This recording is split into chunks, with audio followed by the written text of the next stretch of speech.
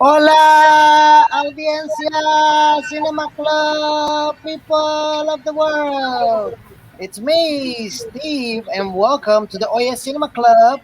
I'm here with your lovely host, Naomi YG, Michaela, El Dondino, because Jason's not here yet, and JP Double Dose, because he just got his second shot of that Oh, Roni Roan thing. But we are going to discuss the movie The Life of Brian. It's a film that was picked by IMDb because we're in the second. I was in a situation where, if you saw last week, Michaela didn't want to jump in, and she forced me to pick a movie, and I wanted to break the monotony and get some comedy on. So that's why I picked this movie. But I want to know y'all's initial thoughts, uh, and I want to get those initial thoughts started with the most eccentric person in the entire club, and to me, that is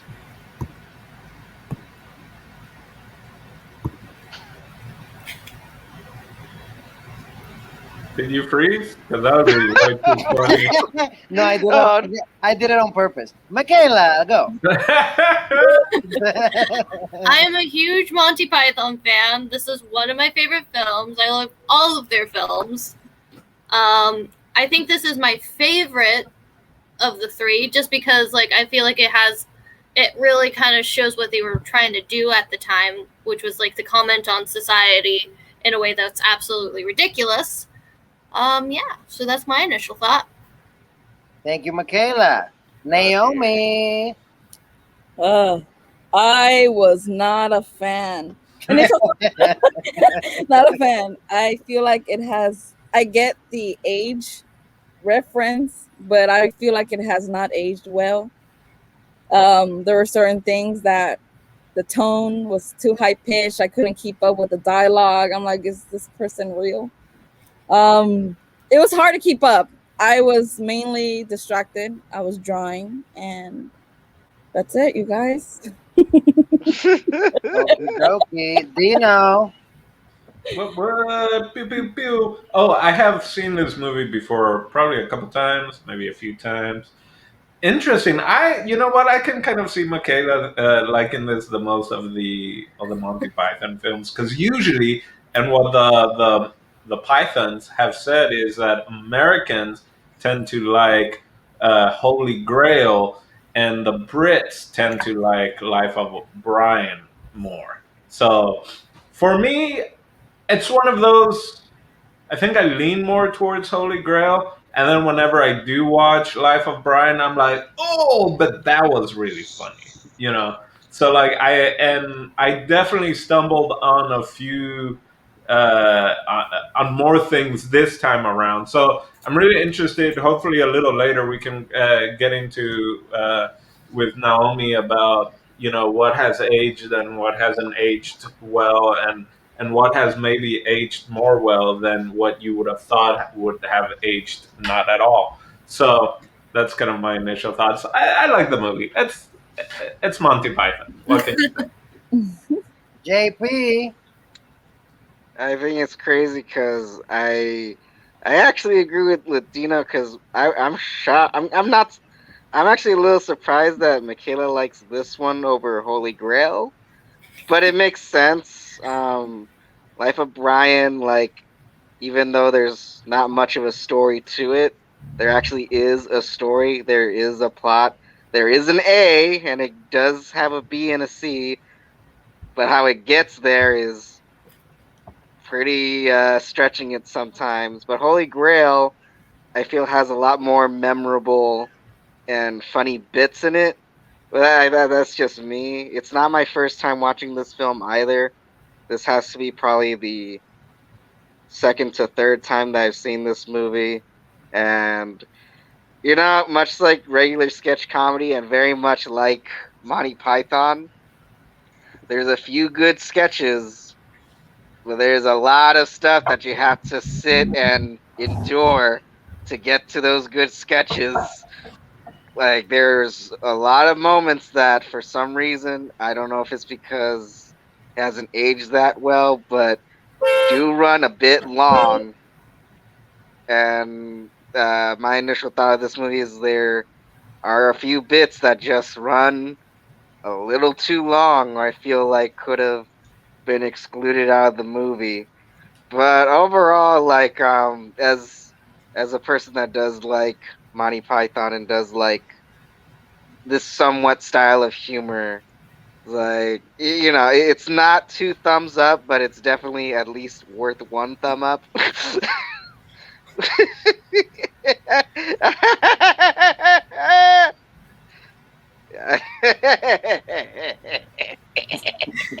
I like that your picture is the old man because it really fits with your senile comments there. Sure. You good, JP? I'm fine. Do you need me to check in on you? No, I'm good. Okay. I was gonna say, did everyone go then for initial thoughts? Pretty much, yeah. So, Except Jason, but that will be later. Yeah. well, like, and I think a big part of like their humor is like their sketches, like they purposely choose not to have a punchline, and that's a big thing with them as like performers. So, like, when you kind of make them write prose, I think that was probably something they struggled with, you know? Even though this was probably the easiest film for them out of like all of them, from what I understand of like their history and all of that. So, which is very interesting. I do agree. The sound with this one, I was even telling Jason that I was surprised at the version they have on Netflix. I was hoping they would have touched up the film a little bit more, I guess. I don't know, like a little more cleaning and just the sound. But hey, that's what it was back in the day. It was quick and dirty. And Monty Python loved doing that high pitched, Well, sound. that's not a sound thing. That's literally Terry Yeah. trying to talk like a woman. What are you Yeah. talking about, high pitch? What are you saying? You making fun of your mum? You poor bastard! The what did I do for Well, you? it was all of them when they were when they were pretending to be women, pretending to be men with fake beards, and they're going, oh, stone him, what? No, so Well, I mean, that's what they did, like in the sketches. Like that's the right. thing, is they're drawing off of what they do. I mean, like I think their first episode has like a bunch of them in women in drag pretending to this crab tastes better than Wizzo butter, I believe is that sketch. I actually, yeah, that's something. From And the they do that a get-go, lot. I'm gonna recommend just start watching the Monty Python Flying Circus or whatever Netflix. That's fun. And JP, I understand the idea of like now we look at it as like, oh, there's some stuff you could fast forward. But think about it. It was a time when like if you saw it in the movie theaters, that was it. You didn't see it anymore You had for to sit through 5 that. years. Same thing with the TV show. Like you didn't see it for a long time. So I definitely feel some of the, same thing if you look back at old SNL episodes from the 70s, there's a lot where it's just like, whoa. But I imagine when it came out, it was like, this is mind blowing. We've Well, never and on seen top it. of that, it was banned in a Yeah. lot of places when it first came out. I was Like, I Brian- can't imagine why. I was like, how controversial was this while it was out? Does anyone know? I was like, oh my gosh, it was breaking barriers here, fucking talking about religion in a way that you really didn't hear in the 70s. So I was like, kind of like, hey, I like that. That's one thing I did like about the film, the comedy and the whole making fun of the you know what I mean. Yeah. No, like when it first came out, like it was like there were like entire churches that were like freaking out about it, like especially here in America. Like obviously it was a little bit easier in England, but I don't here in think America, so. I don't think so. There's some great YouTube clips of like back when the movie came out in Britain, and it's John Cleese like debating church, like high-ranking church people from Great Britain. and of the Catholic Church and all that, and debating the movie, and them being so like, this is horrible, this is sacrilegious, you're making fun of Jesus, and they're like, we're not making fun of Jesus, that's Brian. We like clearly showed Jesus is next door. He's doing his thing. We're doing our thing, right? Which There's is a great way to kind of put that out there. Like, no. We're not making fun of Jesus. We got our own guy. And they go on this if the whole boot fits, if the boot yeah, fits, well, exactly. en Anyway, español but si lo saco te queda. No. It's the sandal that fits. I would also recommend anyone that's interested in this or just any sort of like church and film type of thing.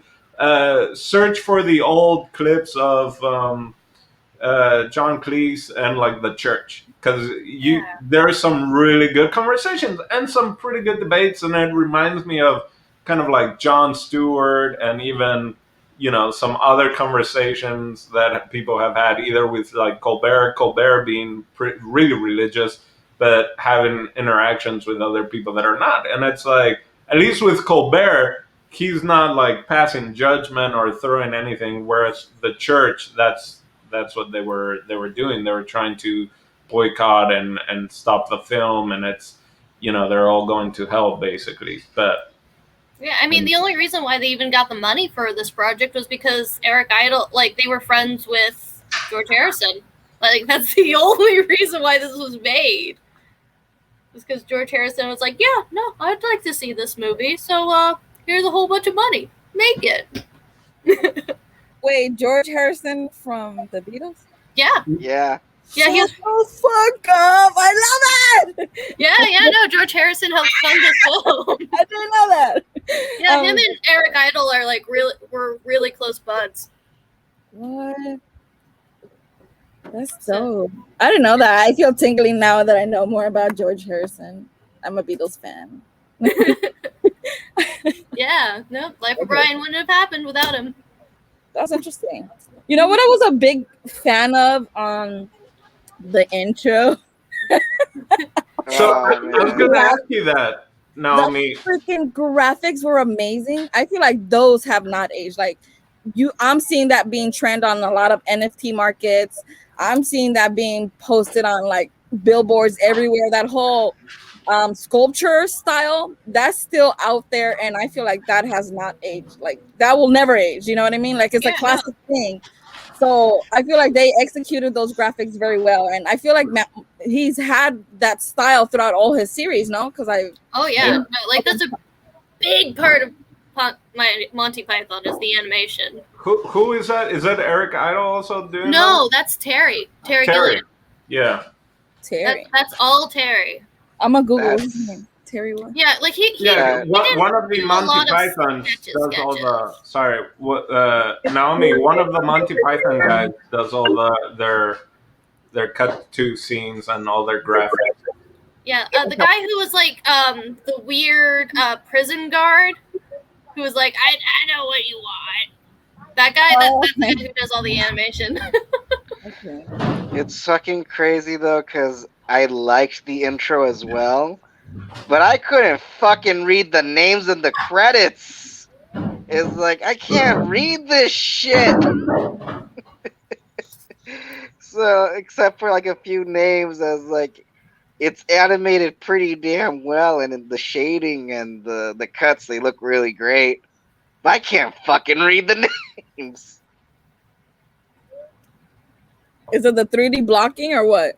Yeah, it was basically the blocking, and like how in some shots they used tattered laundry to make the letters out, but it's so tattered and dirty that on a black background they could barely read it. It was clearly made for like a movie screen. Like it has to be huge. Yeah. Because that was the other. I tried reading the intro credits and I was like, no, I'm done. I already know. I was like, I already know who they are. Like if I need to search anything, I'll that intro song was fucking hilarious though. it's like it's a boy named Brian. He becomes a teenager named Brian.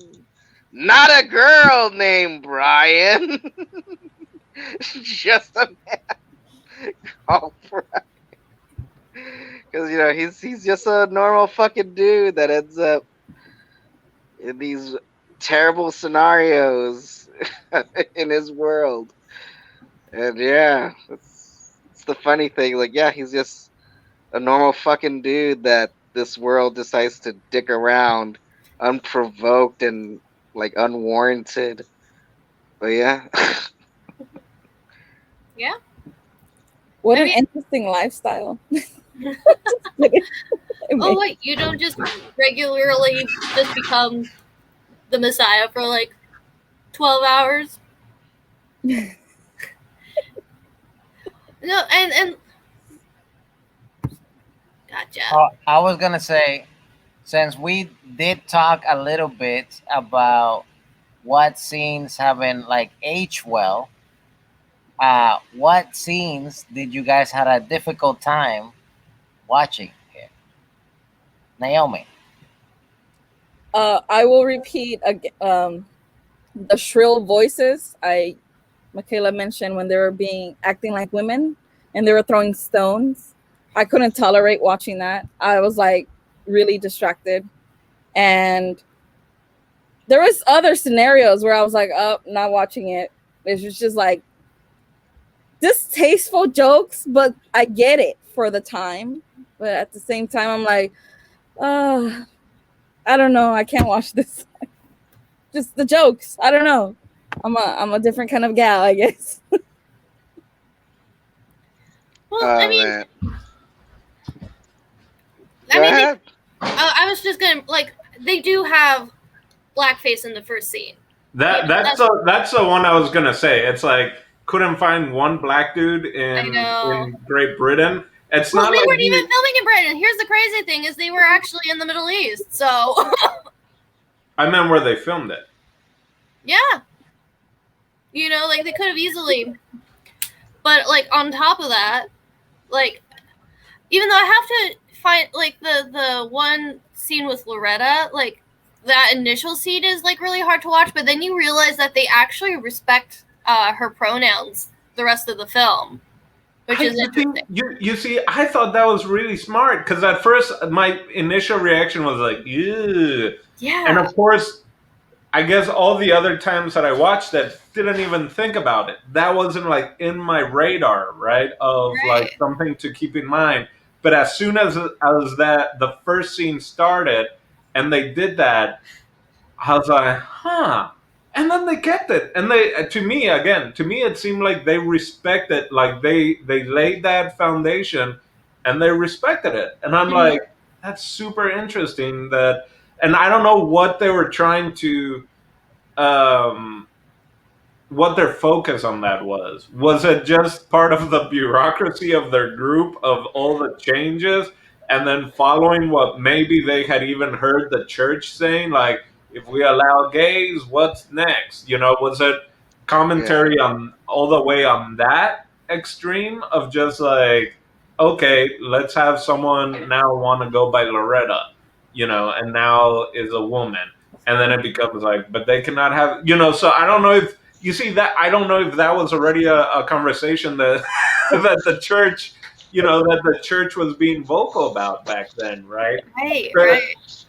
Because they just had a flat out like debate about it, like, but you can't have a baby. Where are you gonna have the baby? Are you gonna bear the baby in a box? Like, to me, like, it wasn't. And again, and maybe because I being straight cis, I guess, whatever it is, I don't. To me, it didn't affect me that way, but it was more of a just interesting. Yeah, because there wasn't a joke, there wasn't a punchline to that, especially that initial scene.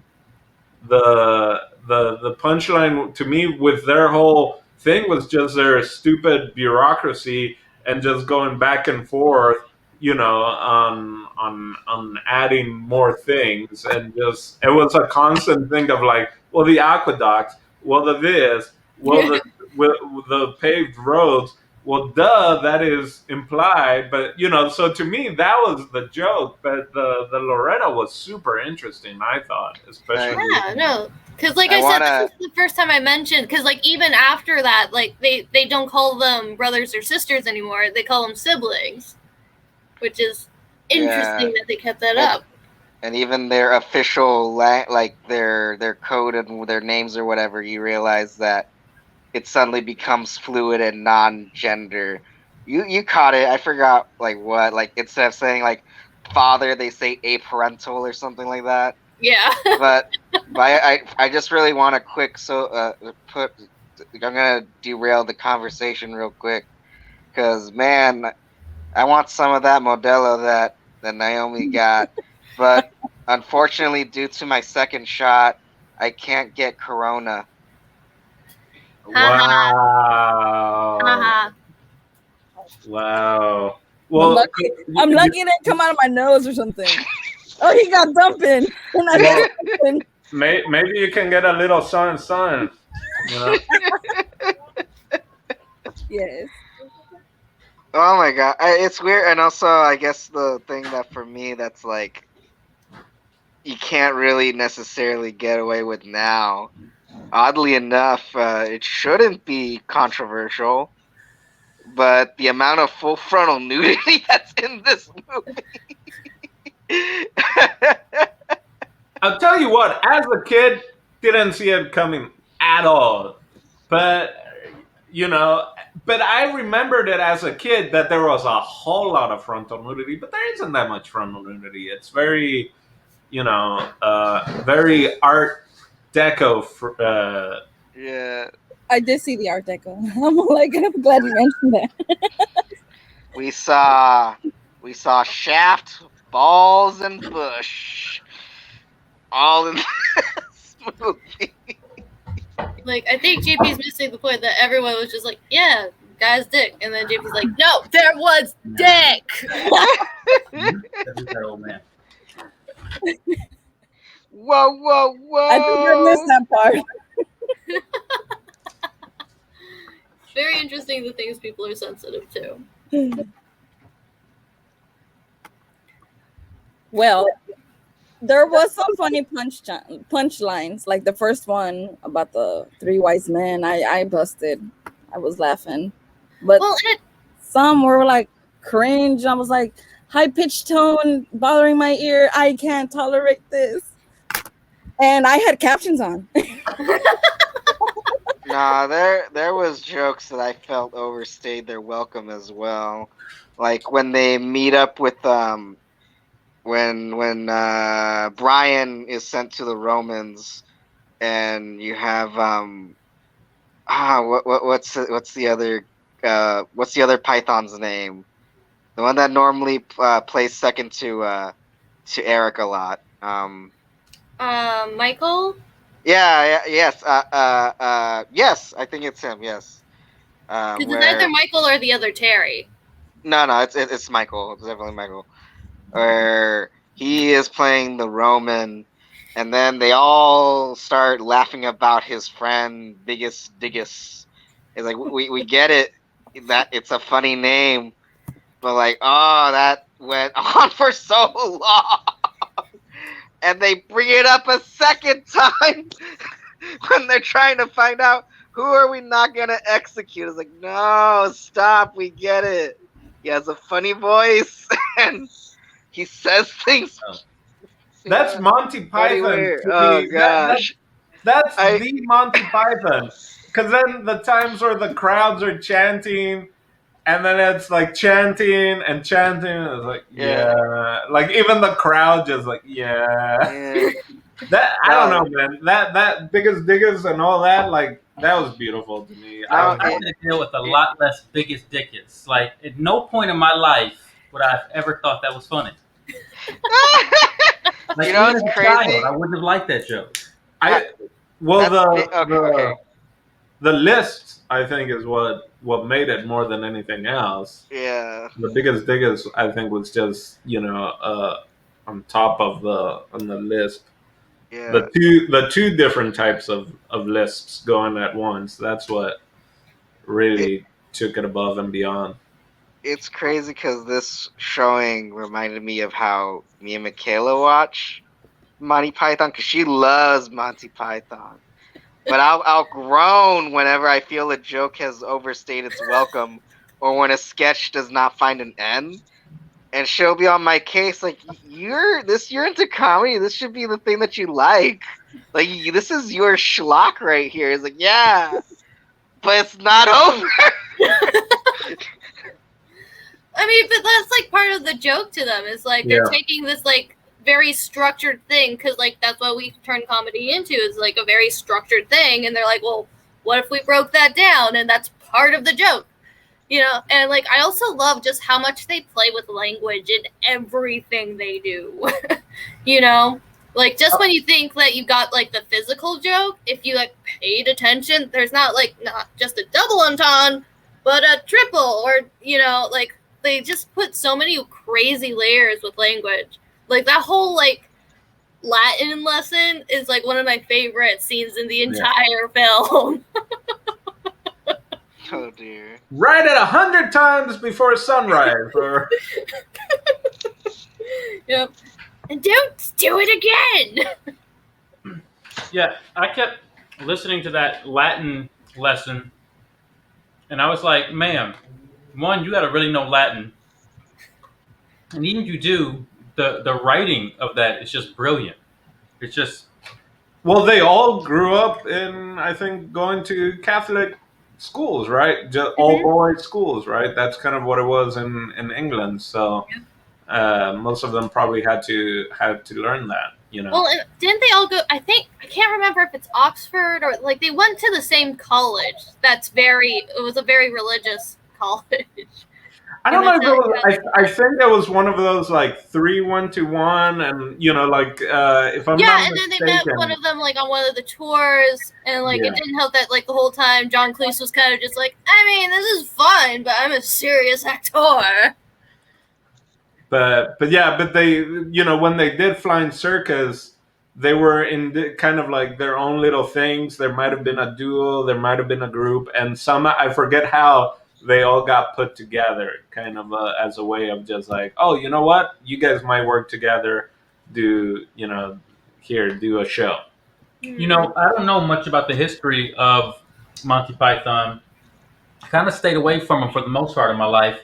But it's kind of interesting to me, Michaela, that you said John Cleese is like the serious actor. Well, he was the first one to get like an agent, because like I have read Eric Idle's memoir, and like that's a big part of it is like how they met and like how that grew from like them literally being like a little sketch group into like finding an audience. And this whole time, John Cleese is like writing plays and he's working for the BBC, and then like he's trying to. The thing is that Monty Python needed that in order to succeed. They needed that classically trained theater type of guy because he kind of grounds everything for them. And without them, it just would have been all over the place. You know what I mean? Like, which is kind of crazy because like they have Graham play the lead in most of these movies instead of John.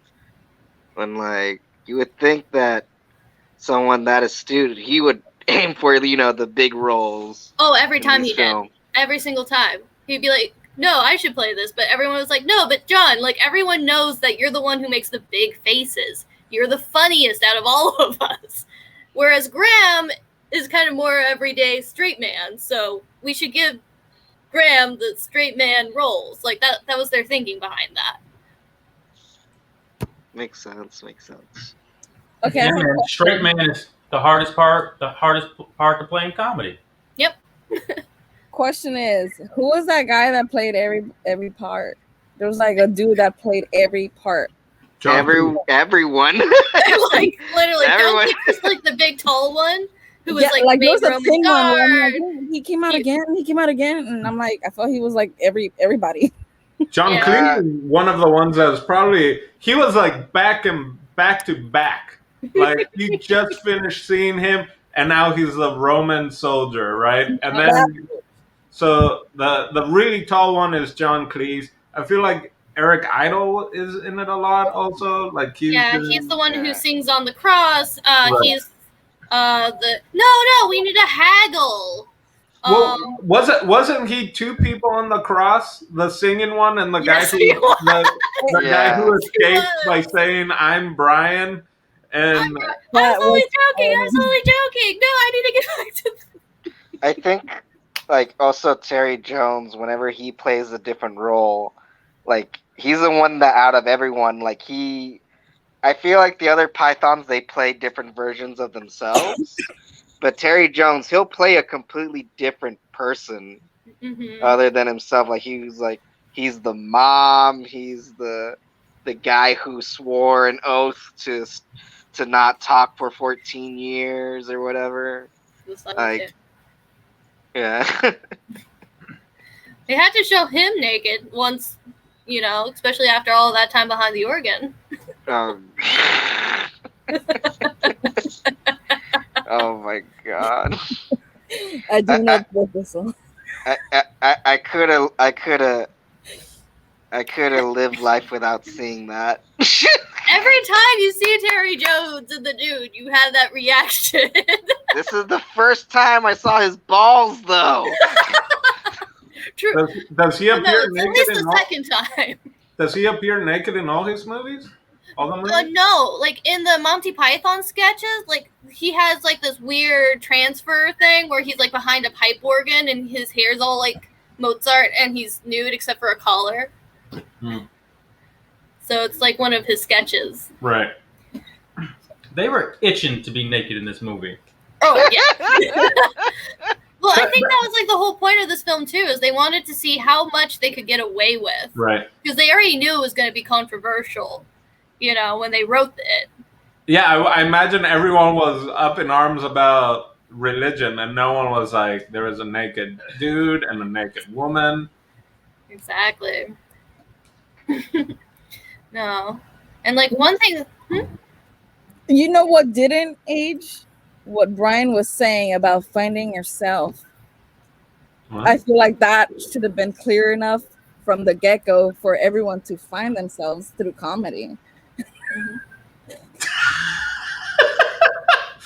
You know what? Do we want to get in? I don't know where we're going, but at some point I want to bring up Deus Ex Machina because I feel like it's in every one of their movies. Like at a certain point in their movie, I don't know. Are we there? Are we going into Deus Ex Machina? Might as well. Every one of their movies, there's a moment where, like, in Holy Grail is like where there's the rabbit that they gotta fight, and then they're being chased by this cartoon monster. Naomi, have you seen that? Which have one? you seen Holy Grail? No, I haven't. And I haven't seen none of Monty Python's. I've only seen the album covers. I'll give you a spoiler just because I think you go watch it. But the cartoon monster, it's like a legit cartoon monster chasing them like in a cave, and they got nowhere to go, and all of a sudden the monster just like and falls. And then it's like what happened was the artist had a heart attack and died and wasn't able to finish painting the monster. And that's such a Oh, God. we got no way to finish this scene. Let's just give the artist a heart attack.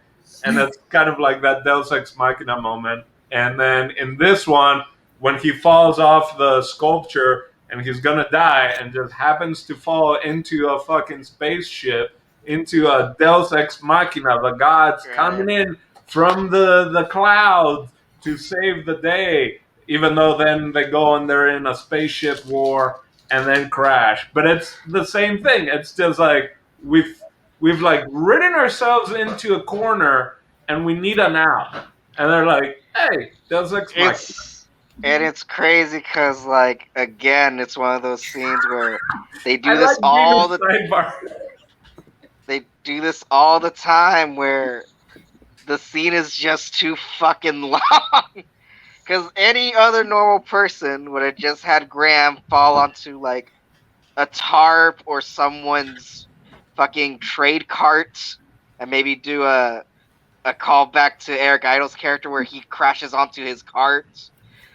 But instead, they take us on a fucking Star Wars, because this was 78, So Star Wars was released literally the year before, and there's shots in here. It's like, yeah, you're basically doing Star Wars right now. And it's like, what is this? And it's not just the aliens. The aliens are being pursued by other aliens, and then they just happen to crash back on the same tower. Yeah, it's beautiful. with Graham unscathed. You lucky bastard. Right? Like, and just let's keep on going with the story. No one mentions him. No, they just keep chasing him. It's beautiful. You know what it feels like? The entire movie, from beginning to end, feels like an expert improv. It feels like the kind of improv you watch, like a group of like 40 to 50-year-olds who've been improvising for 30 years, and they come out and do their thing. And this is the weirdness that you get. When the really good teams that go for like 60 minutes, Yeah. it's like seamless. This is what this feels like. I feel like they transcribed the improv and just made it into a movie. Just yes and the shit out of everything. Yeah. Although I will say, I also used to think that it was really long. And then I looked at it, it's only like an hour and a half. And it's no Havoc. Havoc felt really long. This just felt a breeze, guys. I'm sorry. This last time I watched it, I was like, oh, I can go for another half hour of Monty Python shenanigans in a different context. I will say the movie is at its length. Do you guys agree with that? Do you guys agree that the movie is a proper length, or did it feel short or long? Or Oh no! Like I said before, because I felt like my good Monty Python experience with Flying Circus is kind of like Holy Grail, where Holy Grail feels like a collection of sketches that somehow make a story. But this movie felt like that one sketch that just won't end. So yeah, I felt its length in while watching it, because there's a few bits in this one. Like I said before, we can see it. End. It has aged you from the photo. Right? I was wondering when it was gonna end, so I was like, when is it gonna end? It felt a little long to me too, to be honest with you. It felt like it could have been maybe 7 to 10 minutes shorter. I can see that. Well, again, I used to think that it was really long, and then just yesterday, and I was even kind of like, we start watching it like at 9 or 10, maybe even 9. And right before we started, I was like, oh my! I felt so old. I'm like, oh, we're starting the movie at 9. I'm gonna be so tired. It's gonna be 11, and I was fine. I was totally fine. I was like, oh, it didn't feel that long, Yeah. I also want to point out, being the 70s, I feel like without this movie, we would not have Dogma. So I think, yeah. As that, we can talk about, again, we've talked about the church a little bit, and but it's like Monty Python in general, and if we want to talk about just like church comedy, I don't know if it's church comedy or just right? Like, they open so many doors of just like what's possible to kind of poke fun of, or what's possible to satirize, and Dogma is a great movie, I think, and without this movie, you wouldn't have that movie. I am a fan of a dickless Alan Rickman. Yes. Rest his soul. Oh, I shouldn't have said that after that. Well, I mean, but you can say that for so many different comedy groups. Like Monty Python is such a keystone to what today's comedy is. I wonder how many of you guys would watch Flying Circus and be like, "Oh my gosh, this is a Vine! This could have been a Vine." Yeah. It's very interesting how their sense of humor really kind of works into that, or at least I think it is.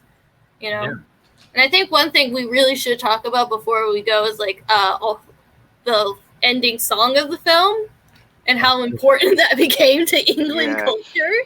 Yeah. Is I'll, there some kind of culture behind that song that I'm not aware of? Well, it's actually one of the most popular songs for English funerals. Yeah. Shut the fuck up. And No, people I'm don't, dead serious. and a lot of people don't realize that at this point that it was like people being crucified.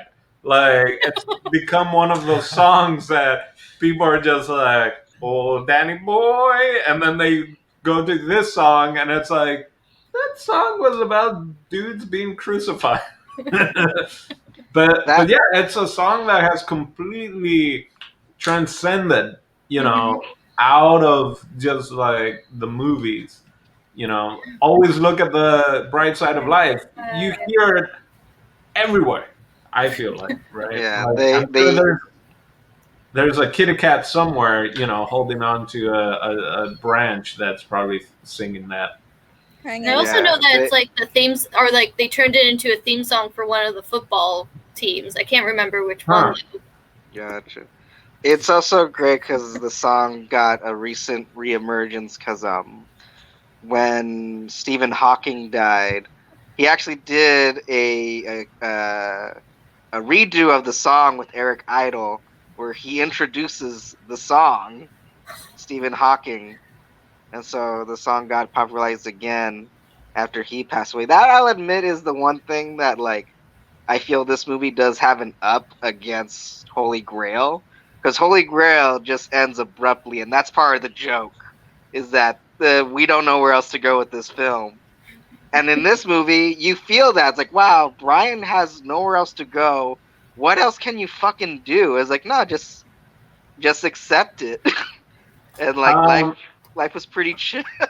Are you Life's a serious piece of about? shit when you Are look at it. Yeah, are you serious about the Stephen Hawking and him? I was waiting for a punchline. I was No, like, no, no, no. or It, RJP is really doing the Monty Python justice of just not giving a punchline, and he's just like, no, no. I'm being serious because Hawking was a big fan, and I think there's another song. I think it's Eric Idle's "Song of the Universe," where they do that as well. Yeah. I was not aware of that. I will say the ending to Holy Grail is, I think, where it just kind of becomes chaos. Like Blazing Saddles did it. There was What's New Pussycat. It didn't do it to the point of breaking the fourth wall, but of just like it was like late '60s and '70s movies where it was just like chaos ensues, like mad, mad, mad, mad, mad race or whatever. Let's just everything just completely breaks down and complete chaos happens. So yeah, it was Life of Brian did not go with that finish, but all these other comedy movies from that time period, a lot of them would end in just like complete chaos, chase scenes, and what have you. Yeah. What was your initial impression? My initial impression of this film was You'd seen it before, right? no. This is my first time seeing this Oh, really? movie, and I thought at some point in my life I would probably see it. But if I'm being perfectly honest, I've never been a terrific Monty Python fan. Like I'm just not. Like I respect it. I know that they're good, but it just was never my type of comedy.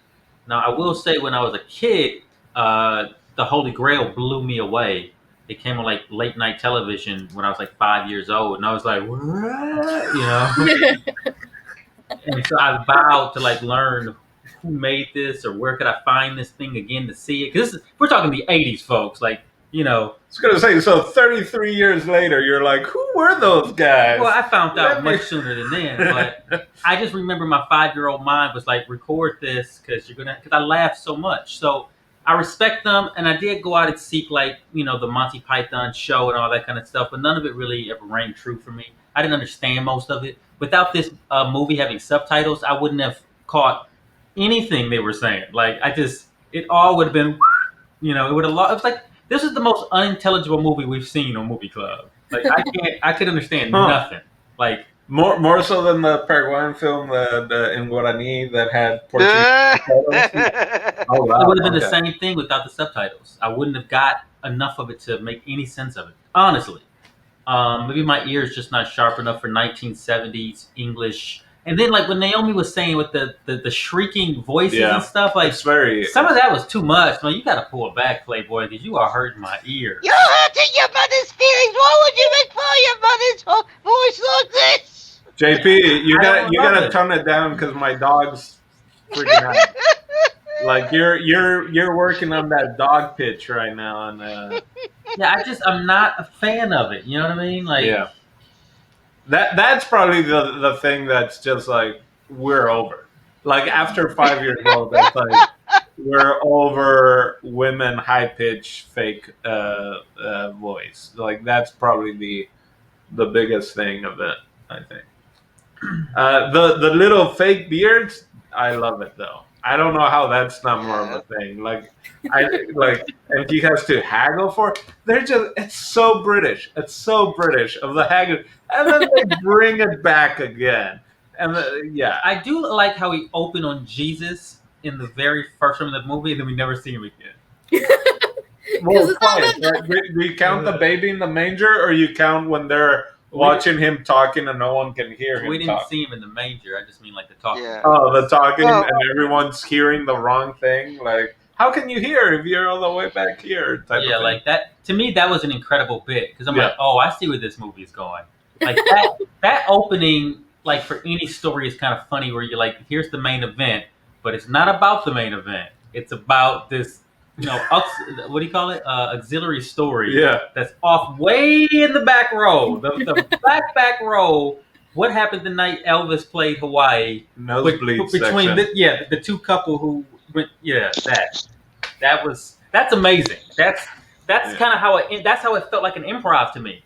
I feel like somebody opens with like, do the Bible or do Jesus, and then the first improviser starts playing Jesus, and then two others come on and they're commentating on what's happening, and we lose the whole Jesus message, and that's part of the joke too, isn't it? Yeah.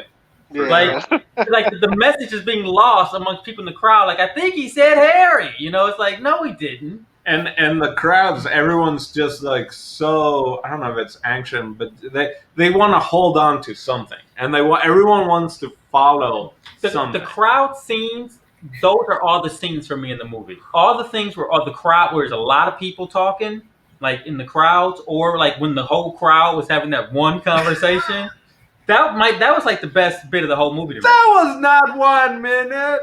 That was. I love that because I'm like, first off, you have to coordinate it. So congratulations. Oh my god. The sandal. How everyone decides on like what the sandal means. Right? Well, no, like Like- you watch the cults, like the different cults of this like fake religion, like splinter off because there's the followers of the gourd, and then there's those who say that the sandals should be off, and those who say that the sandals should be on, and those. See, that's the group game. Yep. That's the group game of the thing. Like, I'm telling you, this thing is like an improv. It's a straight up Herald. Mm-hmm. Yeah. Maybe it's not a Basically, Herald. I don't know, but it is. It feels like an improv to me. Well, they ended it with the musical number, so it was probably shown at Second City at some point. I'm sure they wrote it down. Whoever is credited as a writer probably like, it's not improvised. We wrote everything down. Well, Right. it still feels that way, fellas. I don't know. Watching it again, I feel that it's one of those one of those films that I've seen now probably 3 or 4 times, and I feel every time, and depending what age in my life I am, I find new things. And like this is one that I almost now enjoy more than the last time I watched it or the first time I watched it, where I was just like, because again, that British dry humor or just that back and forth. Even, I mean, they're joking about rape also. Rape is thrown in there, but then it's like, well, they did give us an aqueduct. Oh, well, aqueducts are. Well, they did give us sanitation and sewage system. Like all that as a kid, just right over my head, right? Those kind of jokes. that kind of bureaucracy jokes or whatever that they did a lot, like definitely did not get, But now as I get older and I'm getting more refined, I guess, or I just have learned more about also the English language. I growing up in another country. The first time I saw it in Paraguay, I was like, "This is supposed to be funny." Like,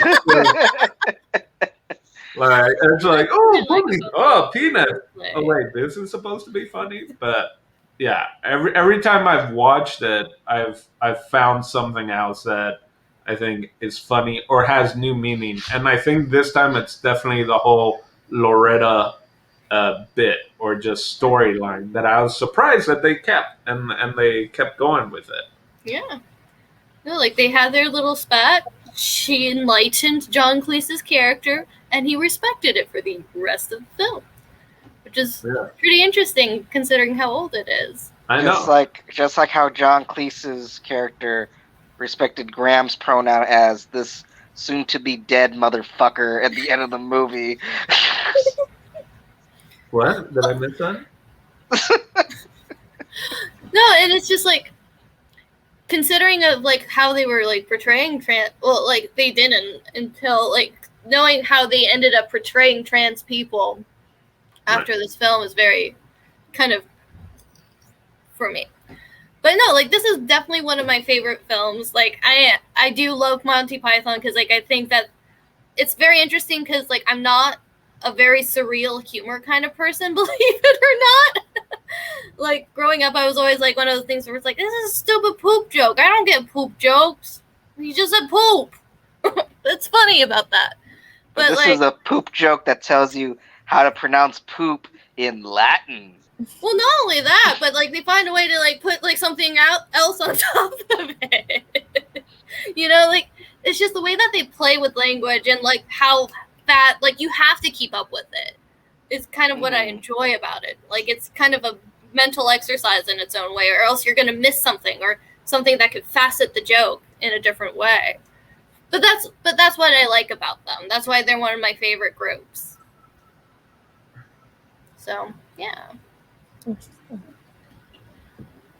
It also is an interesting take on fanaticism, right? Yes. If we don't just look at religion, but just like again, the hermit that hadn't spoken in like 17 or 19, whatever, how many ever years, and he like stepped on him, Yeah. and then he's like, I hadn't spoken in 18 years until he showed up. It's a miracle. Like, And there's like these crazy fanaticals, right? Which is something that is currently going on more and more in our society just because everyone is just jumping on a certain bandwagon and it's just like, this, whatever this is saying, that is the gospel. yeah, Right. as soon as you make something a deity, it's Right. hard to put them up. Even because Brian doesn't want to be that, and he tries so hard to tell him to save his own ass too. Like, I'm not this guy that you guys think I am. But no, you are this guy, and we're so thankful for it. Bye. Is this also one of the first times where they do the bit that it's always in cartoons now, or I just always remember seeing it of the guys, it's not me, no, it is you. Like only the true person would say it's not them, and then they're like, okay, it's me, and they're like, see, it is him. Is this the first time you guys can remember that bit? Because I feel like I've seen it a bunch. I think it's subliminal messaging of imposter syndrome. I'm just kidding. Is that what I it was about to say it sounds like a Bugs Bunny That's thing. what my mind was. Oh, sorry, guys. Yeah. No, that was great. Like I'd have to look into that. Yeah. No, I felt that I must have seen this from a fucking Warner Brothers cartoon, because it does sound very much like a Daff and Bugs type of scenario. It sounds like For Three me. Stooges. I'm sure that joke is 100 years old when Oh they did yeah. Like I bet you could even go as far as Buster Keaton. So let's go into final thoughts, guys.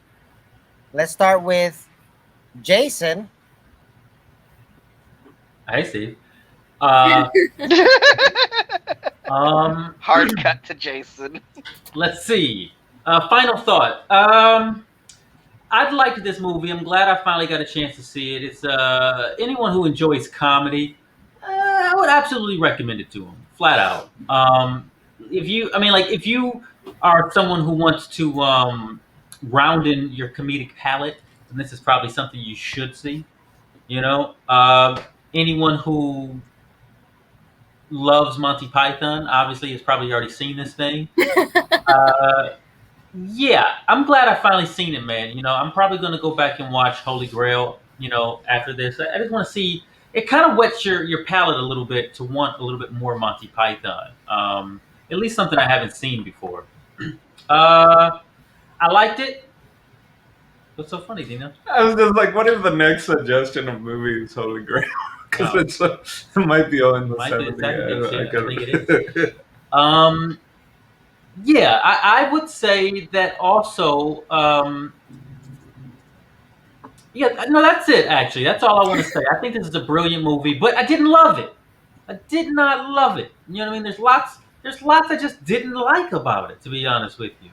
But from a comedic standpoint, I realized this thing is structured in a really interesting, dynamic way that probably hadn't been done before. All these guys are funny. It's really got some just wonderful movie moments in it. You know, just like stuff that's will be remembered forever. Like there's just some moments in this thing. There's some bangers. So with that said, like I would share this movie with someone down the road. Like I would. Like yeah, we could watch that. But I would probably like yeah, maybe I like it more the second time. That's my final thought. Me. Oh, my turn. I'm not a big fan. Some jokes were just tasteful. Some jokes were hard to keep up with. I was just a big fan of the graphics. I don't. I get the whole sketch and improv part. I respect it. They should have toned down on them high pitches. It was really hard on the ear. I recommend this to those who are interested on, improv, whatever, all that stuff of like being on your toes of when to talk or how to talk, being witty, this and that, all that good stuff. I love the parody of it being religious, of that whole rebel of what culture is supposed to be like. Yeah, but I still feel like it's a little bit hard to grasp now. If I watch it again, I probably will catch other shit that I missed on the first try. Anybody else? JP.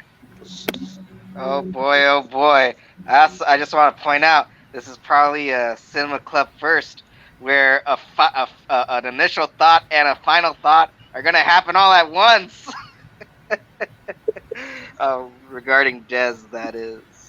Okay, so my final thought is like out of all the films we've seen that I have recommended to people, this is gonna be like probably one of the more narrowest to recommend because this film is definitely not for everybody.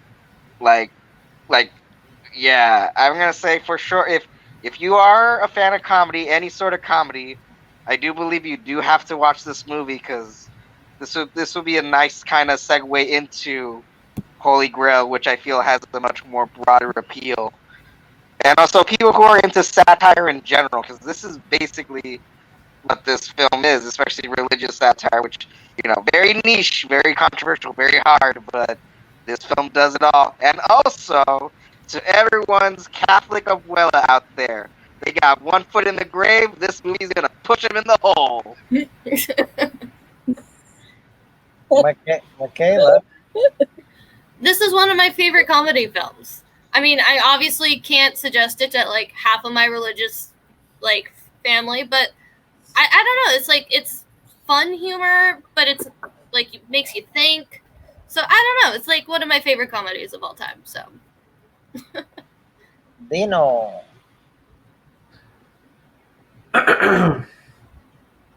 I I kind of want to go. Forget what I wanted to add something to. I guess what Jason. Oh, I know what it was. Uh, I enjoyed like I've said I have enjoyed this movie, but I will say this movie is nowhere near like my top 10 comedy lists of all time, or I don't even know if it would break top 20. But that being said, I think it's a very important film to watch if you do enjoy comedy, if you do enjoy satire, especially if you enjoy kind of the history of the way that comedy came about and stuff like that. It's definitely one that I would recommend to people that are kind of into that. And definitely if they see something with Monty Python, or if they're like, oh, religion, let's make Jesus jokes, I'm gonna be like, well, I'm probably gonna be like, watch Dogma, and then if you enjoy Dogma, watch Life of Brian, because you probably you can kind of see the evolution. That's what I think Monty Python definitely, and stuff from like the 70s. Again, this was content being put out there that a lot of people didn't think they would see again for like another 5 or 10 years, right? Like a movie, unless it got rescreened, or maybe at certain point down the line, it would get on TV, and then it was VHS and all that. So definitely, this is a movie more for. It's great to have as a historical um, point of view, but yeah, a lot of it has, it's just like the sound gets me now. Also, I'm just like, I gotta be able to hear things correctly, or else it's gonna be too hard to watch if there's too much shrieking going on. But still enjoy the movie. Again, from all the times that I've watched the movie, this has been my favorite of the watchings of the movie. So yeah, I'd recommend it to people that enjoy these kind of movies. You know who you are out there. If you made it this long in our review, then actually, if you made it this long, what are you still doing? You should have probably stopped this like uh, 40 minutes ago. 40 minutes ago, you should have been like, this sounds interesting. You know what would be better than keep watching a bunch of people review a movie? Turn this off and go watch the movie. Kind of like Naomi, just like just like that, they would have the reaction, just out of body reaction of just like, I gotta go watch the movie. So, but if you've made it this far, thank you. Namaste. Subscribe, like, follow everyone. You So that's already know. great. So that was Monty Python, everybody. With that, everybody's final thought. Yes. Yo, Jazz, what the heck? Yeah. What? Your final thought. Did My you final watch the thought? movie, Steve? Don't Okay. Cancun. Yeah, don't be like, I'm in Cancun. I have bad reception. I can't. I mean, just to be real with you guys, I didn't watch the movie. Yeah, we Okay. figured. Yeah, that makes sense. I tried tonight, but too much partying, too much mingling. I'm in Cancun, bro. I'm living I my hear best you, life. man. You can watch it when you get back, baby. Not There's just plenty of that, time. he's Cancun hostel even. So Yeah. Let him pick. I'm just If you in a Cancun hostel, I already know it's too many motherfuckers to talk to. what you say, Naomi? Yeah, where is that Don't let podcast? him pick. Guys, you'll want to like stay in tonight and watch Life of Brian with me, or you guys want to go to Senior Frogs? Oh man, you'll be the least liked person at that place. Yeah, man. I seriously tried to get at least one person to watch the movie with me in the only cinema club that's here, and they don't even use it because nobody cares. Wait, you said the only cinema club that's there? They have like a cinema here Yeah, that nobody uses. that's funny. Yeah, who wants to be in some room watching a projection when you can be out in damn paradise? What are you, a crazy person? All right, Steve, tell us, what do you have for us next week? Next week, that's not my responsibility. That is Michaela's responsibility. She got Star Hey! Wars. Ding, ding, ding, Star Wars! ding, Star ding, Wars! Did ding. you really pick Star Wars? No. Notice it, Actually. that doesn't feel right. That doesn't feel right, you guys. Why, Kayla? Also, Why I was not gonna say. Star Wars? JP, you're gonna get your week. Also, I was gonna say like, oh, good thing there aren't Star Wars people watching because they would be very upset if that's the Star Wars picture you choose to go with. Anyway, No. Han shot first. Han shot first, indeed. No, All I'm right, going for Michaela. a completely different cult classic. Ooh. Yeah. Attack of the Killer Tomatoes. Yeah. Bold choice, finally. Finally, Oh, somebody man. picked it. It's Attack of the Killer Tomato. I got a lot of respect for you for picking this movie. Like, you were this cool to me, now you're like this cool. Man, I'm this vaccine's making me feel so late that I gotta catch up. Oh my god. This is gonna be fun. Anywho, for Michaela, Naomi YG, JP Double Dose, Jason Echoes, El Dondino, and me, Steve Des. We'll see you next week. Bye bye. Bye. Hi, I'm JP Cerno and welcome. Hi, I'm JP Cerno and thank you for watching Oye Dimelo. Hi, I'm JP Cerno and thank you for watching Oye Dimelo. Fucking shit. Okay. Hey, I'm JP Cerno and thank you for watching Oye Dimelo. Right? Jesus Christ. And I just, as soon as it's the third one, because this is the third one, right? Hi, I'm JP Cerno and thank you for watching Oye Dimelo. Dimelo. Oye Dimelo. Super cut of every time I fuck it up. Hey, I'm JP Cerno and thank you for watching Oye Dimelo. Hey, I'm JP Cerno and thank you for watching Oye Dimelo Network. And click here for additional videos and don't forget to subscribe. The lonely singles in your neighborhood already did.